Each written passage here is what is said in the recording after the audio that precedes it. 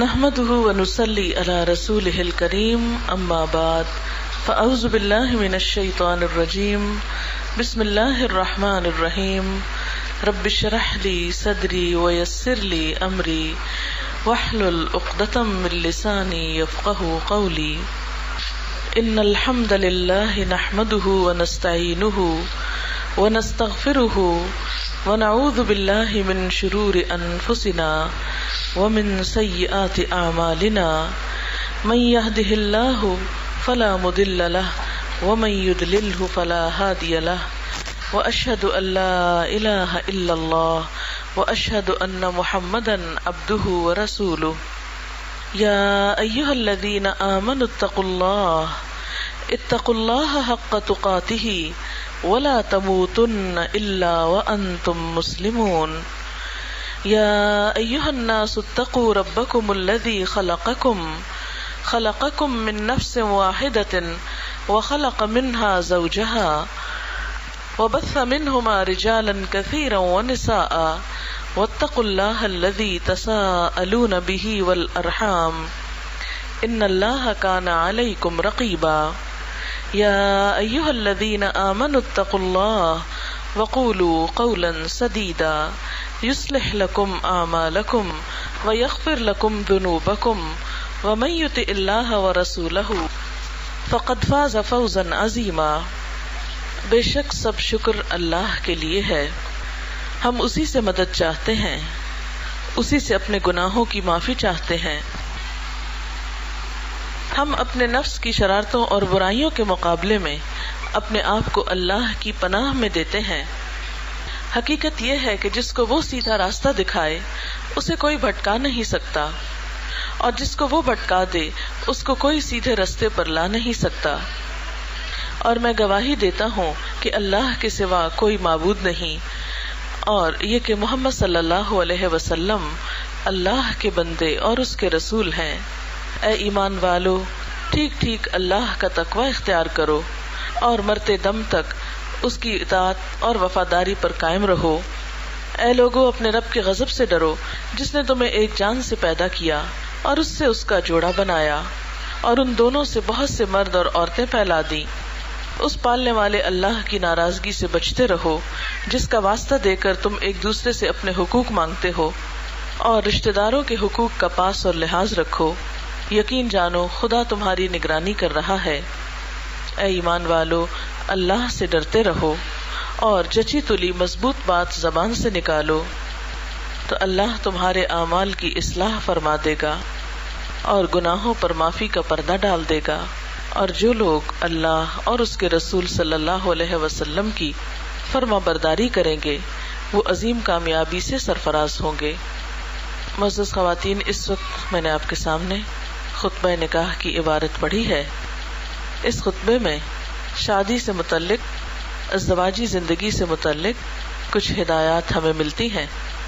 بات یہ ہے کہ ہمارا دین ہمارے لیے اللہ تعالیٰ کی ایک بہت بڑی نعمت ہے، زندگی گزارنے کا ایک طریقہ ہے.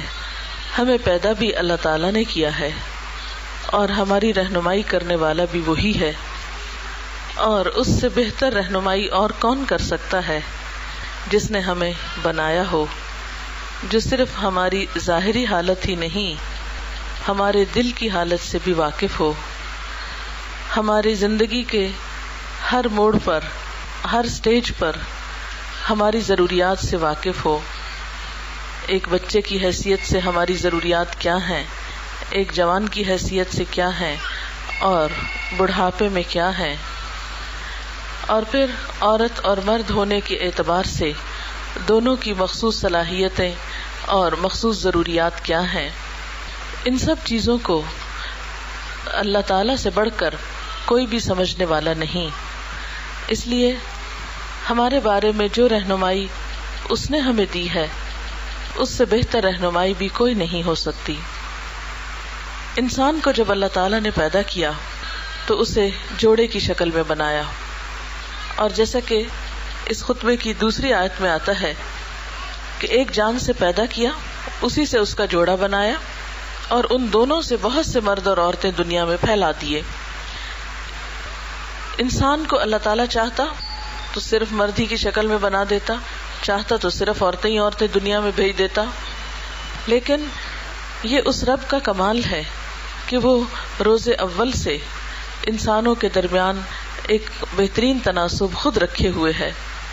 اور دونوں بظاہر تو انسان ہیں، لیکن انسان ہوتے ہوئے دونوں ایک دوسرے کے لیے بہترین سکون کا ذریعہ بھی ہیں. لیکن اس خوبصورت تعلق کو اس نے نکاح کی حدود میں رکھا. دنیا میں عورت اور مرد کے تعلق کے بارے میں دو ایکسٹریمز پائی جاتی ہیں. ایک ایکسٹریم یہ ہے کہ جو جس سے چاہے تعلق قائم کرے، کیونکہ انسان آزاد ہے، اور اس آزادی کا مطلب کیا لیا گیا؟ خواہشات کی آزادی، یعنی خواہشات نفس کو پورا کرنے کی آزادی. اور اس فلسفے کے تحت مرد اور عورت کے تعلق کو ان کے خیال میں کسی بھی بندھن اور کسی بھی قید سے آزاد ہونا چاہیے. اگر کسی مرد کا دل کسی بھی عورت پر آئے تو بھلے وہ اس کی بہن ہو یا بیٹی ہو یا اس کی کوچ بھی لگتی ہو، اسے حق ہونا چاہیے کہ وہ اس سے تعلق قائم کر لے. اور یہی چیز ہم دیکھتے ہیں ویسٹ میں کہ آج وہاں رشتوں کی پہچان مٹتی چلی جا رہی ہے، اور اس قسم کے بہت سے واقعات سامنے آتے ہیں. مثلاً بعض ملکوں میں انسیسٹ جو ہے، یعنی باپ کا اپنی بیٹی سے ایسا تعلق جو ہے، اس پر قانونی طور پر کوئی پکڑ نہیں، کوئی پوچھ نہیں. مثلاً اسکینڈینیوین کنٹریز جو ہیں، اس میں یہ چیز کوئی آپ کو برا نہیں کہے گا، بلکہ آپ کا حق ہے، آپ جیسے چاہے انجوائے کریں. اس کے برعکس کرسچینٹی میں ایک دوسرا نظریہ پایا گیا، اور وہ کیا ہے کہ مرد اور عورت کا تعلق کسی اعتبار سے بھی ٹھیک نہیں، یعنی دونوں کو ایک دوسرے سے دور کر دو، اور جو شادی نہ کرے وہ زیادہ عبادتگار اور پرہیزگار قرار پائے. لیکن اسلام نے ان دونوں انتہاؤں کے درمیان اعتدال کی راہ رکھی.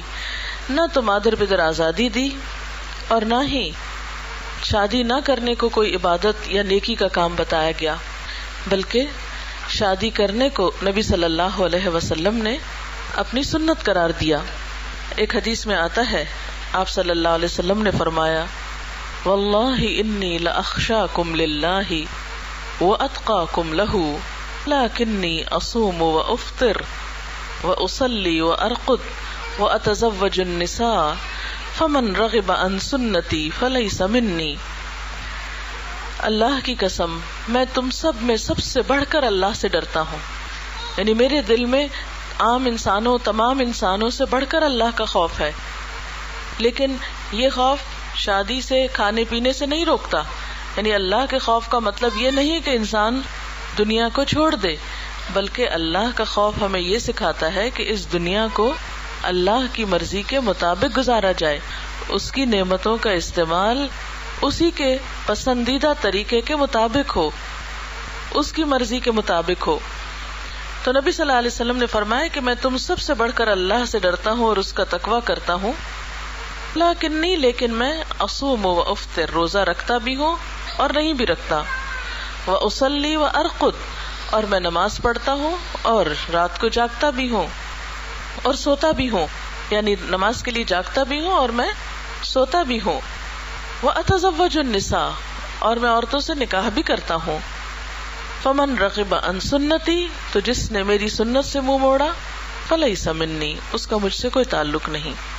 پھر آپ دیکھیے کہ نکاح کے اس رشتے کو، یعنی شوہر اور بیوی کے اس تعلق کو ایک بہترین طریقے سے واضح کیا گیا.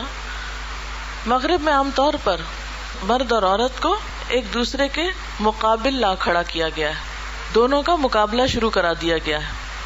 حالانکہ مرد ایک ڈفرینٹ کلاس ہے، عورتیں ایک ٹوٹلی ڈفرینٹ کلاس ہے، اور دو ڈفرینٹ کلاسز کا تو کوئی وہاں مقابلہ ہی نہیں ہوا کرتا. مثلاً آپ دیکھیے کہ کلاس کو آپ یوں سمجھیے کہ جیسے ایک آم کا درخت ہے اور ایک کینو کا درخت ہے. اب آپ ان دونوں میں کمپیریزن نہیں کر سکتے. ایک سردیوں میں پھل دیتا ہے، گرمیوں میں دیتا ہے. ایک کی شکل، رنگ تھوڑا بہت ملتا جلتا بھی ہے تو سائز اور سٹائل بالکل مختلف ہے، تاثیر الٹ ہے.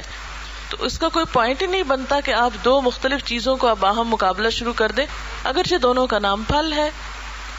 تو بالکل انسان ہونے کے ناطے، مرد اور عورت ہونے کے ناطے دونوں ہی انسان ہیں. لیکن اس کے باوجود عورتیں ایک ڈفرینٹ کیٹیگری ہیں اور مرد ایک ڈفرینٹ.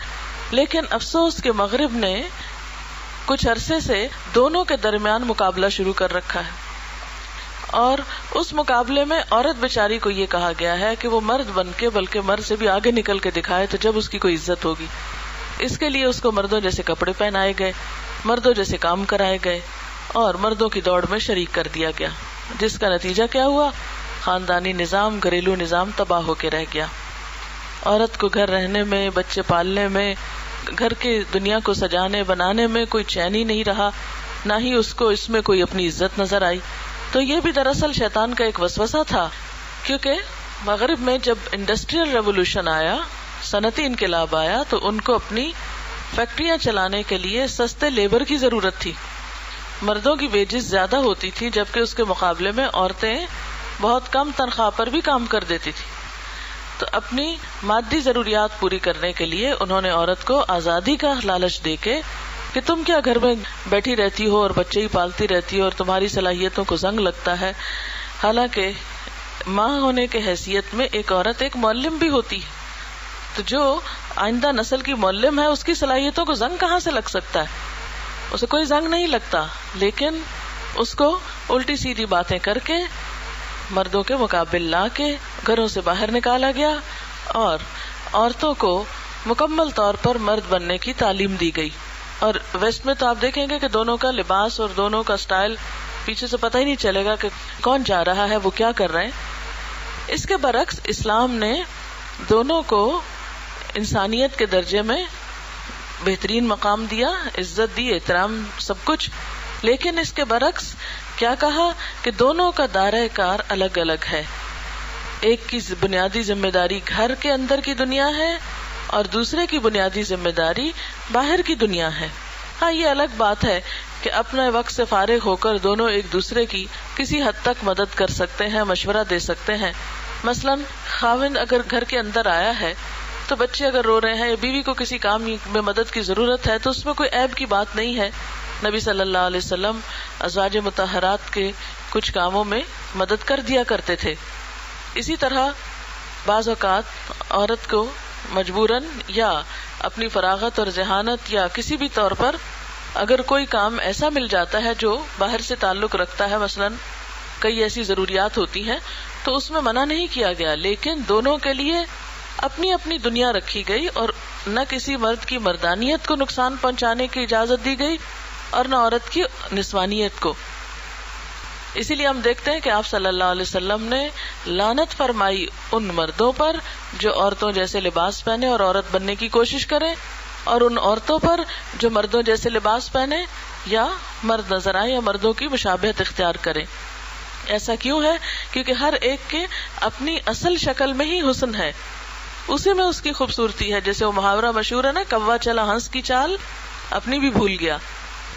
تو عورت کو جب مرد بنانے کی کوشش کی گئی تو وہ بیچاری دو پارٹوں میں پس گئی، نہ وہ گھر کی رہی نہ باہر کی. یہی نتیجہ ہے کہ ہمارا بھی مغرب کی نقالی میں خاندانی نظام تباہ ہوتا چلا جا رہا ہے اور گھروں کا چین لٹتا چلا جا رہا ہے. کیونکہ ہمارے ہاں بھی بچیوں کے ذہن میں یہ بات بہت آ گئی ہے کہ یہ میری عزت کے خلاف ہے کہ میں کوئی جاب نہ کروں، یا میری عزت اور مرتبے اور مقام کے خلاف ہے کہ میرے اپنے پاس کوئی کمانے کا ذریعہ نہ ہو. اور عورت کو بھی کمانے کے لیے ایسی ہی شے دی گئی ہے کہ جیسے اس کے بغیر تو اس کو کوئی کچھ دے گا ہی نہیں، اور اس سوچ کے تحت اس کو تیار کیا جا رہا ہے کہ گویا اس کی اصل ذمہ داری کمانا ہو گیا. ٹھیک ہے، اگر کسی کے پاس کوئی ہنر ہے، کوئی کام کر سکتا ہے، اس کے پاس وقت ہے یا ٹیلنٹ ہے، اس کا استعمال اپنے شوق کے یا اپنی ضرورت کے تحت کرنا ایک اور بات ہے، اور بنیادی ذمہ داری اس کی بنا دینا اور اس پہ یہ بوجھ لاد دینا بالکل ایک دوسری بات ہے. اسلام میں مرد اور عورت کا جو باہم رشتہ رکھا گیا وہ کیا ہے؟ ہن لباس لکم وانتم لباس لہن. وہ تمہارا لباس ہے، تم ان کا لباس ہو. دونوں کا رول ایک دوسرے کے لیے کمپلیمنٹری ہے، ایک دوسرے کی کمی کوتاہی، عیب اور تکلیف کو چھپانے دور کرنے کے لیے ہے. مثلا شوہر اگر بیوی کا لباس ہے تو اس کی عزت و آبرو کا محافظ ہے، اس کے لیے بہت سی سختیوں کو برداشت کرنے والا ہے، بہت سی تکلیفوں کو اپنی بیوی سے دور کرنے والا ہے، اس کا ہاتھ بانٹنے والا ہے.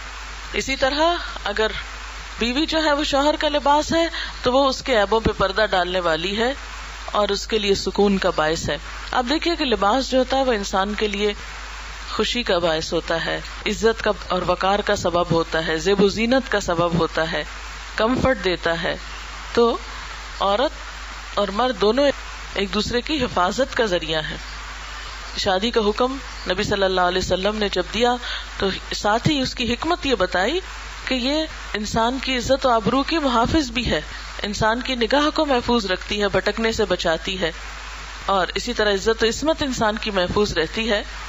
اور خاص طور پر ایسے حالات میں جب کہ انسان کو اپنی عزت و عصمت جانے کا اندیشہ ہو، برائی میں زنا میں مبتلا ہونے کا اندیشہ ہو، تو اس وقت نکاح کرنا فرض میں داخل ہے.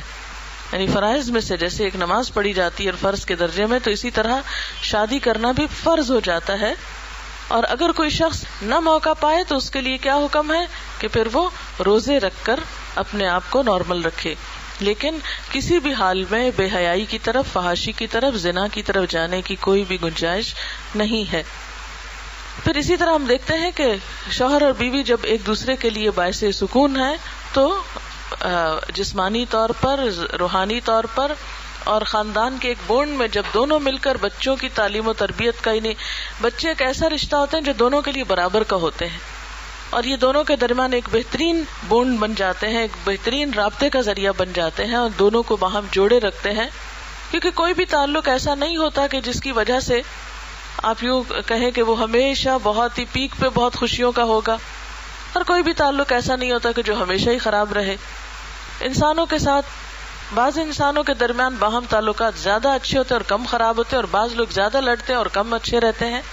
یہ اپنے اپنے نیچر کی بات ہے، لیکن بہرحال ہر تعلق میں کبھی کبھی ہارڈ شپ آتی ہے، کبھی کبھی فلیٹ ہو جاتا ہے، کبھی کبھی بہت اچھا ہو جاتا ہے. تو یہ بالکل نیچرل نارمل سی بات ہے. ایسے میں شیطان بھی اپنا کام کرتا رہتا ہے، وہ انسان کو وسوسے دلاتا ہے، پریشان کرتا ہے. تو ان سارے موقعوں پر انسان کو اللہ تعالیٰ نے جس طریقے سے ذمہ داریاں دی تو اس میں دونوں کا ایک خاندان جو ہے وہ بچا رہتا ہے. بہرحال یہ جو خطبہ ہے اس کی ابتدا تو اللہ تعالیٰ کی حمد و ثنا سے ہے، پھر اللہ تعالیٰ سے بخشش مانگی گئی ہے. شادی کا موقع ہے اور بخشش کیوں مانگی جا رہی؟ جی ہاں، ہوتا یہ ہے ہماری زندگی میں کہ اللہ تعالیٰ تو ہم کو خوشیاں دیتے ہیں اور ہم اسی وقت اس کو ناراض کرتے ہیں، خوشیوں کے موقع پہ اس کو ناراض کرتے ہیں. کیسے؟ آپ دیکھیں کہ ہم ایسا لباس پہنیں گے، ایسی باتیں کریں گے شادی کے موقع پر، ایسا اسراف کریں گے کہ جس سے وہ ناراض ہو. مثال کے طور پر آپ دیکھیے کہ شادی عام حالات میں ہم اتنی زیب و زینت نہیں کرتے، لیکن شادی کے موقع پر زیب و زینت کے ساتھ بعض اوقات حجاب کی ساری حدود توڑ کے بیٹھ جاتے ہیں اور کہتے ہیں لو آج تو شادی کا دن، آج کیا ہوا، کیا فرق پڑتا ہے. بہت دفعہ ایسا بھی دیکھا گیا کہ بہت سی بچیاں جو بہت ہی شرم و حیا والی ہوتی ہیں، لیکن سسرال کی طرف سے اتنی شدت برتی جاتی ہے کہ وہ اپنے نکاح کے دن، اپنی شادی کے دن ان کو پردہ کرنے سے روکا جاتا ہے، یا وہ سب کے سامنے آنا ان کا لازم ہوتا ہے، یا ویڈیو بنانا ان کے لیے لازم ہوتا ہے. حالانکہ مسلمان ہونے کی حیثیت سے ہم سب سمجھتے ہیں کہ اسلام میں یہ چیز پسندیدہ نہیں. میرا نہیں خیال کہ کوئی بھی شخص جو مسلمان کہتا ہو اپنے آپ کو، اللہ رسول صلی اللہ علیہ وسلم کے احکامات سمجھتا ہو، وہ اس کو اسلامی کے لیے جائز کہتا ہو کہ اس میں کوئی گناہ نہیں. لیکن ہماری خواہشات نفس اتنی غالب آ جاتی ہیں شادی کے موقع پر کہ ہم ہر حد توڑ دیتے ہیں. فضول خرچی جو ہے اس کے بارے میں آتا ہے ان المبذرین کانوا اخوان الشیاطین، کہ فضول خرچ لوگ شیطان کے بھائی ہوتے ہیں. لیکن آپ دیکھیے کہ شادی کے موقع پر جو فضول خرچی کی جاتی ہے بعض اوقات تو حیرت ہوتی ہے. مثلا آپ دیکھیں کہ صرف پیکنگ اور ریپنگ کے لیے کتنا پیسہ خرچ کیا جاتا ہے، اور اس کے اوپر جو سٹف استعمال ہوتا ہے، بعض اوقات کپڑا، بعض اوقات کاغذ وغیرہ وغیرہ، اس کے اوپر ہزاروں روپے اٹھ جاتے ہیں. اب تو باقاعدہ صرف پیکنگ کرنا ہی ایک شادی کے موقع پر اس کے اوپر ٹاکنا وغیرہ ایک بزنس بن گیا ہے، اور یہی کام ہمارے لیے کافی ہو چکا ہے. اور اس میں ہمیں نمازوں کی ہوش نہیں رہتی اور فرائض کے ادا کرنے کا وقت نہیں رہتا. ایک شادی کی تیاری میں مہینوں لگ جاتے ہیں اور بہت سے بنیادی فرائض سے ہم بالکل منہ موڑ جاتے ہیں. تو یہ تمام چیزیں جو ہیں یہ اللہ تعالیٰ کو ناراض کرنے والی ہیں، اور یہ ہم کب کر رہے ہوتے ہیں؟ جب اللہ تعالیٰ ہمیں خوشی کا موقع دیتا ہے. تو اس موقع پر کیا سکھائے گا؟ نستغفرہ، ہمیں معافی مانگنی چاہیے، استغفار کرنا چاہیے. اللہ ہم تجھ سے بخشش مانگتے ہیں. پھر اپنے نفس کے شر سے بچنے کے لیے کہا گیا. حقیقت یہ ہے کہ انسان کے نفس کا شر ہی اس کے تعلقات کو خراب کرتا ہے. نفس کا شر کیا ہے؟ جیسے شیطان نے کہا تھا انا خیر منہ، میں دوسرے سے زیادہ اچھا ہوں.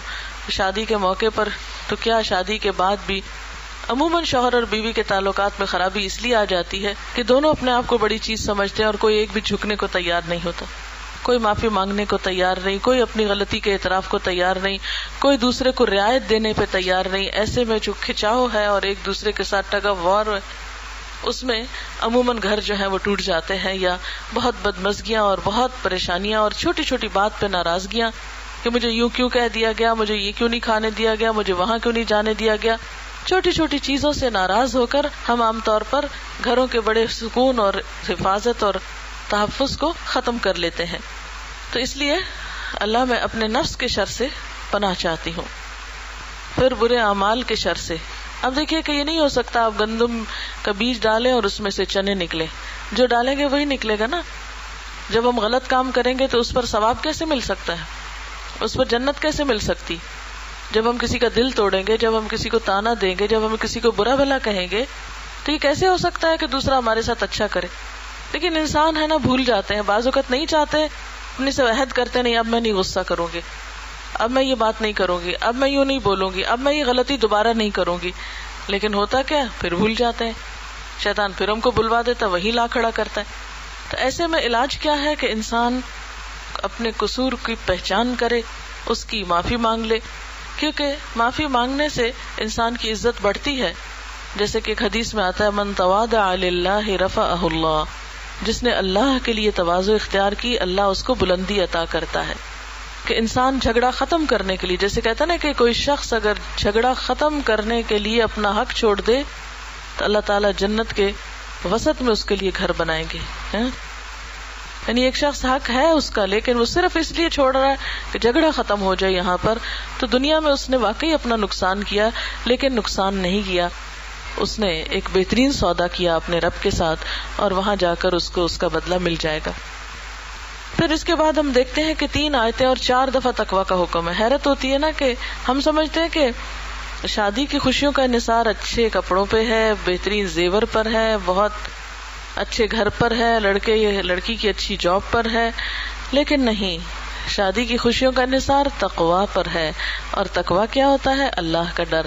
یعنی خدا کے خوف سے آپ کسی کے اوپر نہ الزام تراشی کریں، نہ کسی پر آپ چڑھائی کریں، نہ کسی کو ستائیں، نہ کسی کی برائی کریں.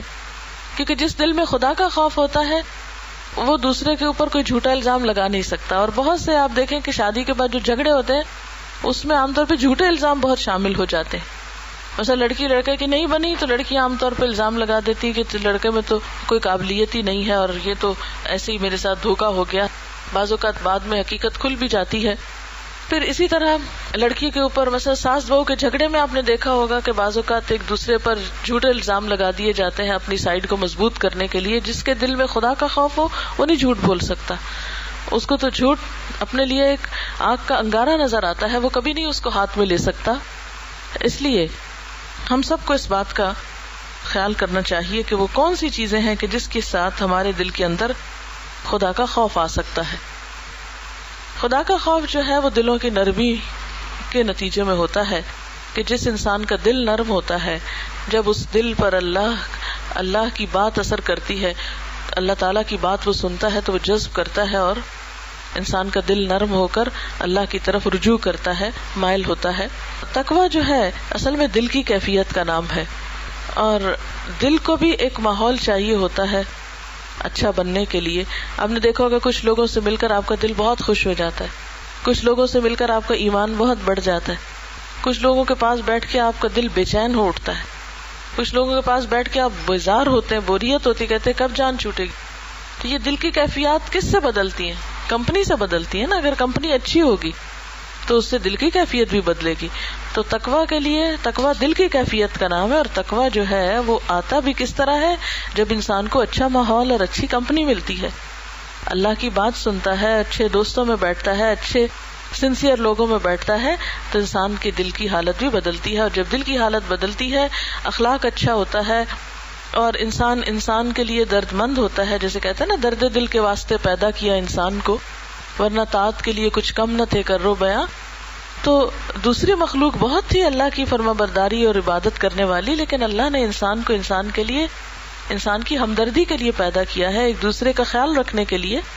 اور شادی کا بھی بنیادی مقصد کیا بتایا گیا ہے کہ وَمِنْ آيَاتِهِ أَنْ خَلَقَ لَكُم مِّنْ أَنفُسِكُمْ أَزْوَاجًا لِتَسْكُنُوا إِلَيْهَا. اس کی نشانیوں میں سے ہے کہ اس نے تمہارے ہی نفسوں میں سے تمہارے لیے جوڑے پیدا کیے تاکہ تم ان کی طرف سکون حاصل کرو. وَجَعَلَ بَيْنَكُمْ مَوَدَّةً وَرَحْمَةً، اور تمہارے درمیان اس نے محبت اور رحمت کے جذبات پیدا کر دیے ہیں. تو اس کے لیے ہم دیکھتے ہیں کہ یہ سکون کب ملتا ہے؟ جب انسانوں کے اندر خدا کا خوف ہوتا ہے، تقویٰ ہوتا ہے. اور تقویٰ کے لیے اچھا ماحول چاہیے ہوتا ہے، اور اچھے انسان کا انتخاب شادی کے موقع پر ضروری ہوتا ہے. جیسے حدیث پاک میں آتا ہے نا کہ عورت سے 4 چیزوں کی بنیاد پہ شادی کی جاتی ہے، اس کے حسن و جمال کی وجہ سے، اس کے مال کی وجہ سے، اس کے خاندان کے رتبے کی وجہ سے، اور اس کے دین کی وجہ سے. تو آپ نے فرمایا فاظفر بذات الدین تربت یداک، دین والی کو اختیار کرو، تمہارے ہاتھ خاک آلود ہو. یعنی تم دین والوں کی طرف بڑھو، یعنی جس کے دل میں واقعی خدا کا خوف ہو، جس کے دل میں اللہ کا ڈر ہو، جس کا دل نرم ہو. کیونکہ یہاں، اور پھر یہاں تقویٰ سے مراد صرف ظاہری دینداری بھی نہیں ہوتی، کیونکہ بہت سے لوگ ظاہری طور پر بہت ادب آداب کا خیال رکھتے ہیں لیکن دلوں کے بڑے سخت ہوتے ہیں، جس کا دل نرم ہو. اور پھر یہاں تقویٰ سے مراد صرف ظاہری دینداری بھی نہیں ہوتی، کیونکہ بہت سے لوگ ظاہری طور پر بہت ادب آداب کا خیال رکھتے ہیں لیکن دلوں کے بڑے سخت ہوتے ہیں. تقویٰ میں دلوں کی نرمی اور ظاہری طور طریقے دونوں ہی شامل ہیں. جیسے قرآن پاک میں آتا ہے وَلِبَاسُ التَّقْوَىٰ، تقویٰ کا لباس. تو اس سے مراد ظاہری لباس بھی ہے جس سے تقویٰ ٹپکے، اور اندرونی لباس بھی دل کا لباس، یعنی دل میں حسد، غیبت، بدگمانی اور اس طرح کی چیزیں نہ ہوں.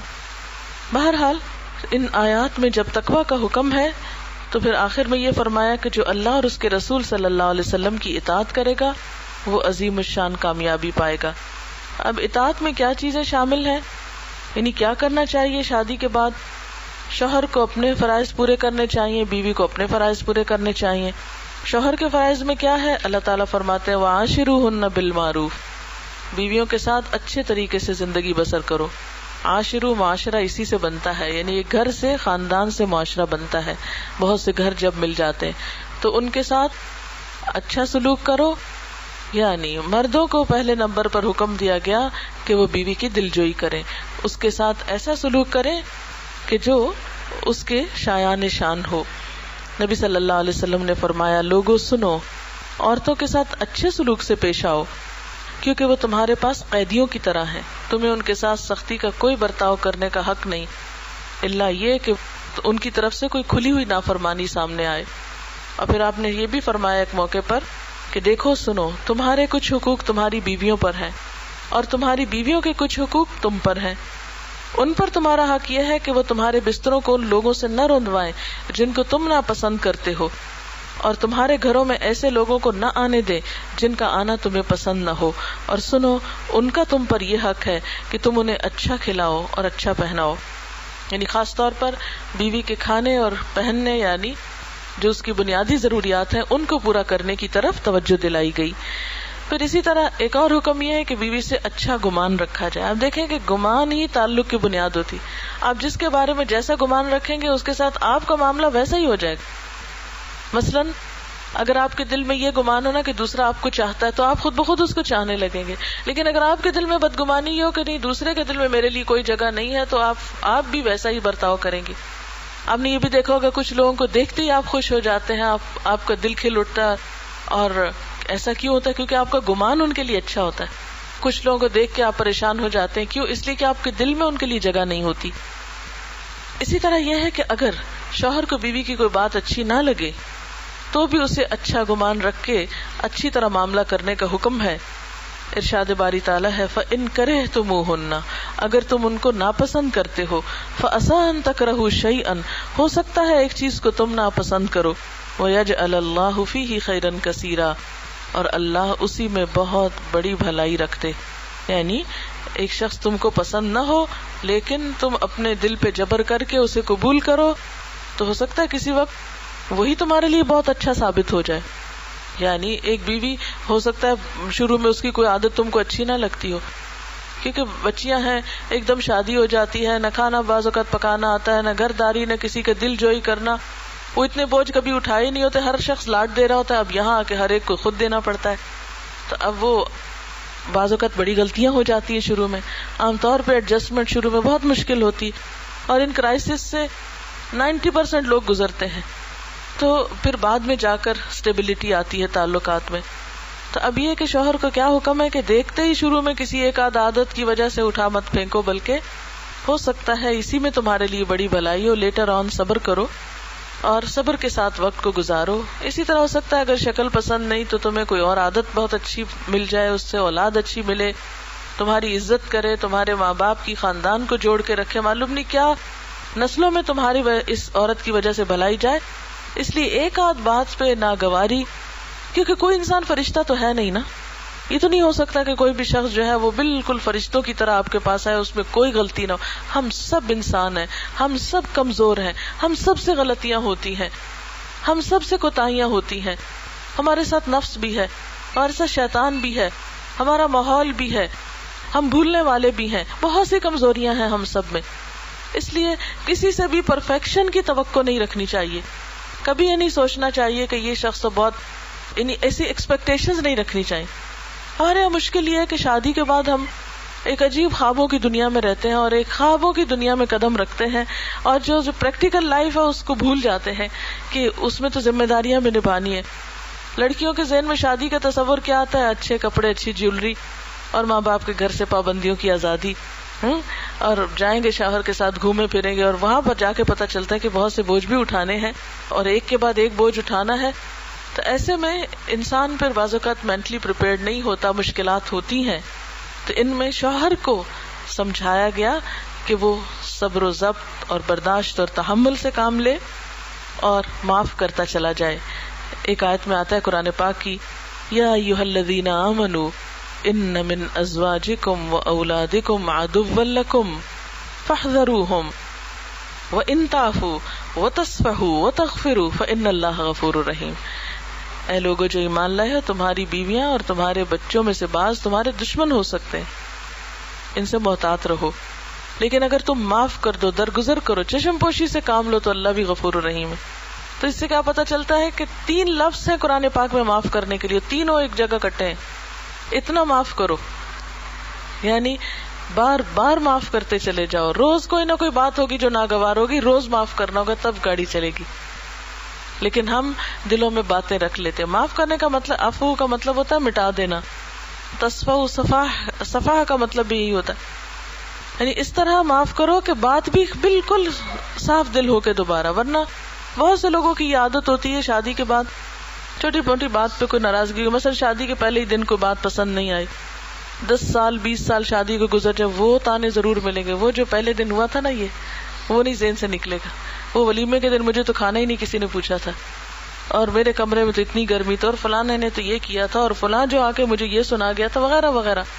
وہ گن گن کے بری باتیں لکھ رکھی تھی، جو اچھا ہوا وہ سب بھول چکا ہوتا ہے، اور جو تکلیف دہ چیزیں ہوتی ہیں ان کو لسٹ بنا کے رکھتے ہیں۔ جب کہیں جھگڑا ہوا، شروع سے کہانی شروع کر دی، پہلے دن یہ ہوا تھا، پھر اگلے سال یہ ہوا، پھر اگلے سال پوری، اور اس طرح ایک پورا مقدمہ تیار کر رکھتے ہیں ہم دوسرے شخص کے خلاف۔ ایسی باتوں سے کبھی بھی بھلائی اور اصلاح نہیں ہو سکتی۔ اور پھر زبان سنبھال کے بات نہ کی جائے تو بعض اوقات ناروا باتیں، ناروا الزام دوسرے پہ آ جاتے ہیں، اس سے انسان کے سارے عمل برباد ہوتے ہیں اور حاصل کچھ بھی نہیں ہوتا۔ اس لیے خصوصی طور پہ مرد کو کہا گیا کہ وہ عورت کی کمزوریوں کو معاف کرتا چلا جائے، درگزر کرے، اگنور کرے، یعنی بہت سی چیزوں کا نوٹس نہ لو، کیونکہ ہر بات کی تم وجہ تلاش کرنے لگو، حساب کتاب کرنے لگو تو بات نہیں بنے گی۔ پھر اسی طرح حکم ہے کہ خوش اخلاقی کا برتاؤ کرو۔ فرمایا کامل ایمان والے مومن وہ ہیں جو اپنے اخلاق میں سب سے اچھے ہوں، اور تم میں سب سے اچھے لوگ وہ ہیں جو اپنی بیویوں کے حق میں سب سے اچھے ہوں۔ ہمارے یہاں اخلاق کا معیار گھر والوں کو نہیں سمجھا جاتا۔ گھر والوں وہ تو بیچارے اس لیے بھی اچھا نہیں کر سکتے کہ وہ زن مرید کا لقب مل جاتا ہے۔ اسلام میں کیا کہا گیا کہ سب سے زیادہ اچھا سلوک کا مستحق تمہارے اپنی بیوی ہے، اور اگر وہ تمہیں بااخلاق کہتی ہے تو تم بااخلاق ہو۔ یعنی گھر سے باہر تو لوگوں کے سامنے وقتی طور پہ اچھے اخلاق کا مظاہرہ کرنا تو آسان ہے، مگر حقیقی معنوں میں انسان کا اصل حال گھر میں کھلتا ہے کہ وہاں کیا کرتا ہے. تو جو وہاں اچھا ہو وہی امتحان میں پاس ہوا. پھر ہم دیکھتے ہیں کہ حضرت عائشہ رضی اللہ تعالیٰ عنہا فرماتی ہیں کہ نبی صلی اللہ علیہ وسلم کے ہاں میں گڑیوں سے کھیلتی تھی، میری سہیلیاں بھی میرے ساتھ کھیلتی. جب نبی صلی اللہ علیہ وسلم تشریف لاتے تو سب ادھر ادھر چھپ جاتی. آپ ڈھونڈ ڈھونڈ کر ایک ایک کو میرے پاس بھیجتے تاکہ وہ میرے ساتھ کھیلیں. تو اس سے آپ اندازہ لگائیں کہ آپ کا اخلاق اپنی بیوی کے لیے کیسا تھا. ایک بار حج کے موقع پہ حضرت صفیہ کا اونٹ بیٹھ گیا اور باقی سب لوگ آگے نکل گئے، وہ پیچھے رہ گئی. تو اس پر وہ بہت روئیں. نبی صلی اللہ علیہ وسلم نے دیکھا تو ان کے پاس گئے، ان کی چادر سے خود ان کے آنسو پوچھے. آپ آنسو پوچھتے جاتے تھے اور وہ روتی جاتی تھی. تو اس سے کیا پتا چلتا ہے کہ آپ کا اپنا اخلاق اپنے گھر والوں کے ساتھ کیسا بہترین تھا. پھر شوہر کی یہ ذمہ داری بھی ہے کہ وہ بیوی کا نان نفقہ خرچہ پورا کرے، اچھا کھلائے پلائے، اپنی حیثیت کے مطابق اس کو دے. اور یہ ابتدا ہوتی ہے پہلے ہی دن سے، شادی کے بعد مہر دینا ہوتا ہے. آپ صلی اللہ علیہ وسلم نے فرمایا 1 دینار وہ ہے جو تم نے خدا کی راہ میں خرچ کیا، 1 وہ جو تم نے کسی غلام کو آزاد کرنے میں کیا، 1 وہ جو تم نے کسی فقیر کو صدقے میں دیا، 1 وہ جو تم نے گھر والوں پہ خرچ کیا. ان میں سب سے زیادہ اجر و ثواب اس دینار کا جو تم نے گھر والوں پہ خرچ کیا. تو اس سے اندازہ لگ، کیوں؟ اس لیے کہ وہ فرض ہے نا. تو فرض ادا کرنے کا ثواب نفل سے زیادہ ہوتا ہے ہمیشہ. تو اگر کوئی شخص فرض چھوڑ کے نفلیں ادا کر رہا ہے تو اس کے فرض کی ادائیگی نہیں پوری ہوگی. تو اس لیے یہ انتہائی ضروری ہے کہ انسان خوش دلی سے خرچ کرے، ستا کے نہ دے، ترسا کے نہ دے، بلکہ اور بیویوں کو بھی پھر ناجائز مطالبے نہیں کرنے چاہیے. شوہر کی جیب دیکھ کر ہی مطالبہ کرنا چاہیے تاکہ وہ حرام کی طرف مائل نہ ہو. پھر اسی طرح شوہر کی ذمہ داری ہے کہ بیوی کو دینی تعلیم دے. قرآن پاک میں اللہ تعالیٰ فرماتے ہیں یا ایھا الذین آمنوا قوا انفسکم واہلیکم نارا، اے لوگو جو ایمان لائے ہو اپنے آپ کو اور اپنے گھر والوں کو آگ سے بچاؤ. یعنی جس طرح ان کی دنیا بنا رہے ہو، دنیا میں کھلا پلا رہے ہو، ایسے ہی ان کی آخرت کی بھی فکر کرو. صرف دنیا کی نہیں، صرف ان کے آج کی نہیں، ان کے کل کی فکر بھی کرو. آپ صلی اللہ علیہ وسلم نے فرمایا جب کوئی مرد رات میں اپنی بیوی کو جگاتا ہے اور دونوں مل کر 2 رکعت نماز پڑھتے ہیں تو شوہر کا نام ذکر کرنے والوں میں اور بیوی کا نام ذکر کرنے والیوں میں لکھ لیا جاتا ہے. یعنی ذاکرین میں وہ شمار ہوتے ہیں جو ایک دوسرے کو رات کے وقت عبادت کے لیے اٹھاتے ہیں، یعنی نیکی کے کاموں میں ایک دوسرے کے مددگار ہیں. ہمارے یہاں تو مشکل ہے کہ ایک نماز پڑھتا تو دوسرا فرض نماز بھی نہیں پڑھتا. اور ہوتا کیا ہے، بجائے اس کے کہ جو پڑھتا ہے وہ نہ پڑھنے والے کو پڑھائے، وہ خود بھی چھوڑ کے بیٹھ جاتا ہے اس کے ساتھ. تو ایسے معاملے میں دوسرے کی آخرت کی فکر کرتے ہوئے اس کو پیار محبت سے خیر کی طرف لانا چاہیے. پھر اسی طرح بیوی کی ذمہ داری کیا ہے کہ وہ اپنے شوہر کی خوشی سے اطاعت کرے. قرآن پاک میں اللہ تعالیٰ فرماتے ہیں فالصالحات قانتات، نیک عورتیں فرما بردار ہوتی ہیں، شوہر کی اطاعت کرنے والی ہوتی ہیں. عورت کی ذمہ داری ہے کہ وہ اپنی عزت و آبرو عصمت کی حفاظت کرے، کیونکہ شوہر کے دل میں اگر بیوی کی ایسی کسی پہلو کے بارے میں کوئی شک آ جائے تو عموماً تعلقات بہت خراب ہو جاتے ہیں. لہذا شک کے مواقع سے بھی بچنا چاہیے. جس شخص سے بات کرنا شوہر کو پسند نہیں، چھوڑ دینی چاہیے. دنیا میں اور بہت سے انسان ہیں، کوئی ضروری ہے کہ گھر والوں کو پریشان کر کے انسان ایسی دوستی کو قائم رکھے. بعض اوقات شوہروں کا مطالبہ ہوتا ہے، کچھ بعضوں کو جیلسی بھی ہوتی ہے، بعض اوقات اپنی اہمیت کے کم ہونے کا بھی ہوتا ہے. اسی لیے عموماً دیکھا گیا کہ شوہر یا سسرال والوں کی طرف سے مطالبہ کیا ہوتا ہے، ماں باپ سے ملنا چھوڑ دو، کوئی بہن بھائی تمہارا یہاں نہیں آئے گا، کوئی تمہاری سہیلی نہیں آئے گی یہاں. یہ دلوں کی تنگی کی علامت ہوتی ہے. چھوٹی چھوٹی باتوں پر کہ اچھا یہ پھر پہنچ گئے، اب ان کو کھانا کھلانا پڑے گا، ان کو کچھ دینا دلانا پڑے گا. تو بہت سے لوگ قطع رحمی کر بیٹھتے ہیں.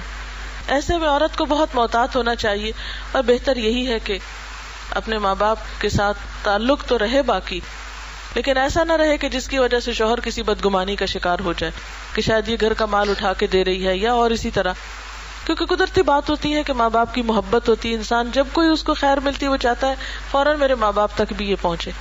یعنی بچیوں کے دل اتنے ایسے نرم ہوتے ہیں اور ایسی محبت کرتے ہیں کہ وہ کئی سال بھی گزر جاتے ہیں شوہر کے گھر لیکن پچھلے گھر کو نہیں بھولتی. ایک بچپن کی ایک اٹیچمنٹ ہوتی ہے، دل ایسا ہی اللہ نے بنایا. تو اس چیز کو، یہ جو بعض شوہر بہت پوزیسو ہوتے ہیں ان کو برداشت نہیں ہوتا کہ وہ اپنی بیوی کے منہ سے اپنے باپ کی تعریفیں سنیں. وہ باپ کے ساتھ سسر کے ساتھ خود کو کمپیئر کرنا شروع کر دیتے ہیں، اور نہیں ان کو اچھا لگتا کہ اپنے کسی بھائی کی تعریف کرے یا ان کو بڑا جانے. اور بعض اوقات ہماری خواتین بھی کچھ زیادتی کر جاتی ہیں، پچھلے گھر میں جتنی بھی تکلیف ہے ان کو بلا کے صرف تعریفیں ہی کریں گی یا ان کی سائڈ لیں گی. تو ایسی چیزوں میں اسلام نے کیا سکھایا ہے کہ عورت اپنے شوہر کے معاملے میں کسی دوسرے کا کہنا نہ مانے. مثلاً وہ بلائیں آ جاؤ فلاں موقع ہے، اس پہ آ جاؤ اس پہ آ جاؤ، لیکن جب تک شوہر اجازت نہ دے بیوی گھر سے نہ جائے.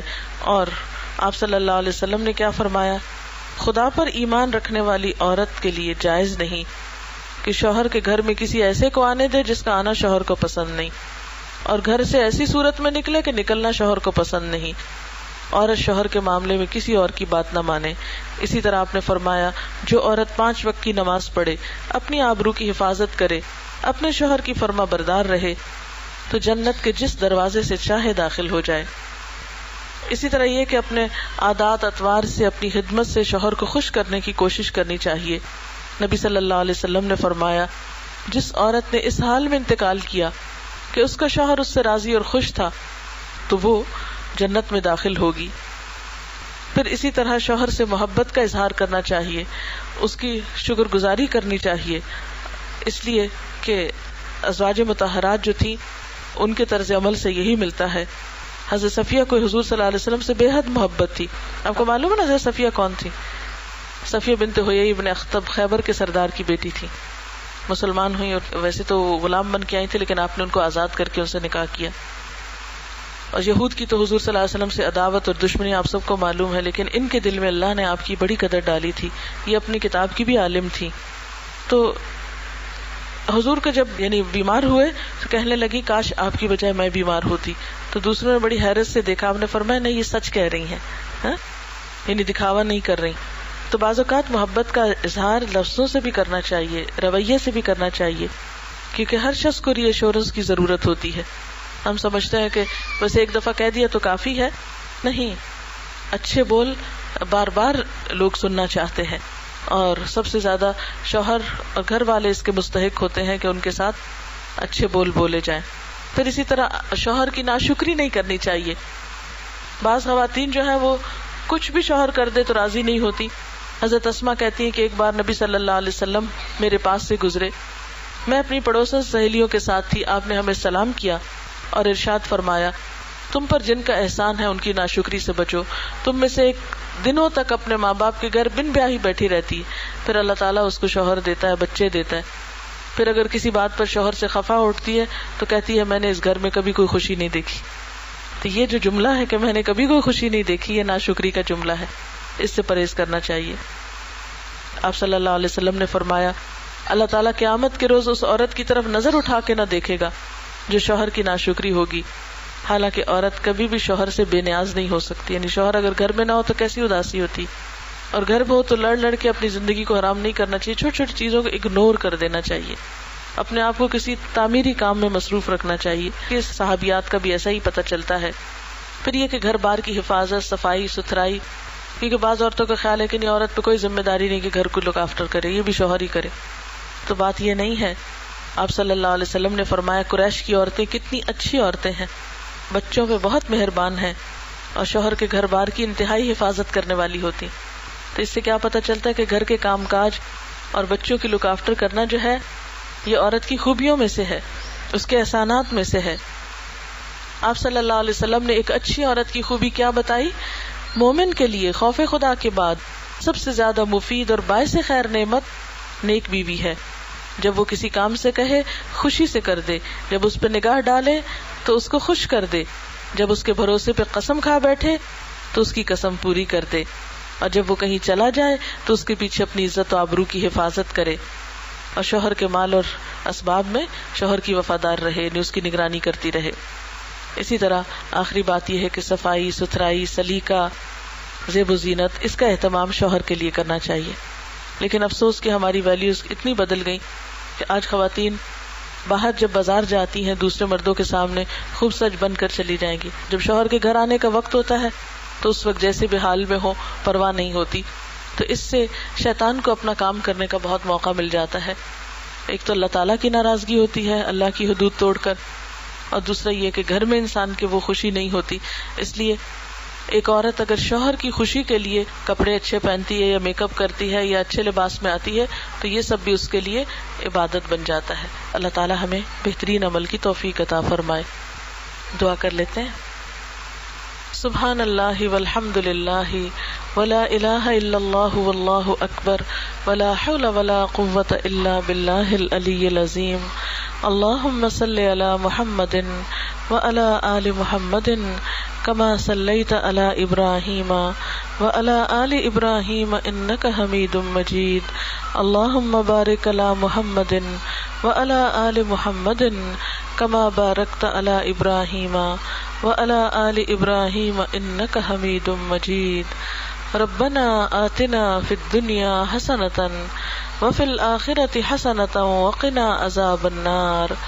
ربنا لا تزغ قلوبنا بعد إذ هديتنا وهب لنا من لدنك رحمة إنك أنت الوهاب. ربنا هب لنا من أزواجنا وذرياتنا قرة أعين واجعلنا للمتقين إماما. یا اللہ پاک، جو کچھ بھی ہم نے پڑھا اور سنا ہے اپنی رحمت سے قبول فرما. اگر کوئی بات آپ کی مرضی کے خلاف زبان سے بھول کر نکل گئی ہو تو ہمیں معاف فرما دے اور ہم سب کو اس بات سے دور کر دے اور ہمیں اس رستے کی ہدایت دے جو تیرا پسندیدہ ہو. یا اللہ ہمیں اپنے دین کے بہترین پہلو پر عمل کی توفیق عطا فرما. یا اللہ ہمارے دلوں میں اپنی محبت پیدا کر دے. یا اللہ تو ہمیں صحت اور تندرستی عطا فرما. یا اللہ تو ہمیں ہر شر اور ہر نقصان سے محفوظ رکھ. یا رب العالمین تو ہم سب کی حفاظت فرما. یا اللہ ہمارے گناہوں کو معاف کر دے. یا رب العالمین ہم تجھ سے ہر خیر اور ہر بلائی کی دعا کرتے ہیں. یا اللہ ہمیں ہر شر سے نجات عطا فرما. یا رب العالمین جو بے اولاد ہیں انہیں اولاد عطا فرما. یا اللہ جو اپنے بچوں کے رشتوں کے لیے پریشان ہیں ان کی پریشانی دور فرما. یا اللہ اس گھر پر اپنی خیر و برکت نازل فرما. یا رب العالمین انہیں اپنے بچوں کی بہترین خوشیاں عطا فرما. یا اللہ ان کو برکتیں دے. یا رب العالمین ان کے درمیان بہترین موافقت پیدا کر دے.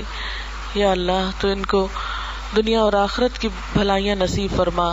جتنی بہنیں یہاں آئی ہیں ان سب کے دلی دعاؤں کو قبول فرما. ربنا تقبل منا انك انت السميع العليم وتب علينا انك انت التواب الرحيم. وصلى الله تعالى على خير خلقه محمد وعلى آله واصحابه واهل بيته اجمعين برحمتك يا ارحم الراحمين. الہی آمین. سبحانك اللهم وبحمدك نشهد ان لا اله الا انت نستغفرك ونتوب الیک.